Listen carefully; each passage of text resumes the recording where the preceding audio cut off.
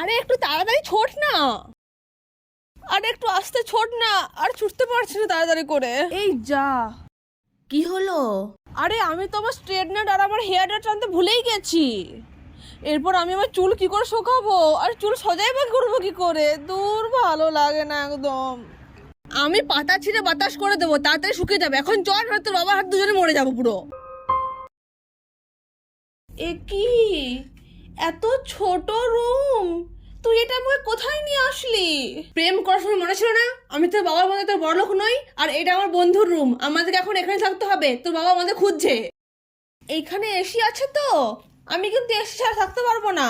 হ্যাঁ রে, তো দাদুকে বল দেবার জন্য, অতি কষ্টে একটা ঘর পেয়েছি, আবার এসি। হাট। এই জামা কাপড় বেশি করে এনেছিস তো? হ্যাঁ, জামা ও কিছু হবে না, অনলাইন থেকে ঠিক কিনে নেব। হ্যাঁ, তোর দাদু টাকা দেবে তো, আমার কাছে কোনো টাকা পয়সা নেই। অন্তত জামা কাপড় আনতে পারতিস তো। কি আছে ব্যাগের মধ্যে দেখি, কে এনেছিস সেটাতে? আরে ওটাতে তো কি রে এইসব, মেকআপ এনেছিস? এইদিকে আমাদের খাবার টাকা নেই, আর ও এখানে মেকআপ এনেছে। আরে না, এটা মেকআপ নয়, এটা স্কিন কেয়ার। এগুলো ইউজ না করলে আমার স্কিনটা তো খারাপ হয়ে যাবে। হ্যাঁ চাপ। আরে আরে, কি হলো, কাঁদছিস কেন? আমার সাথে কেউ এরকম ভাবে আজ পর্যন্ত কথা বলেনি। ও সরি সরি, আমার ভুল হয়ে গেছে। আরে কাঁদিস না, বাইরের লোক শুনলে কি হবে।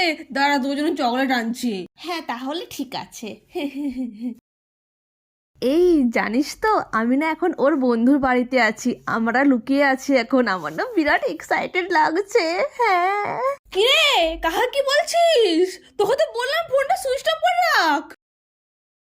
আরে ওটা আমার বেস্ট ফ্রেন্ড, ও কাউকে বলবে না।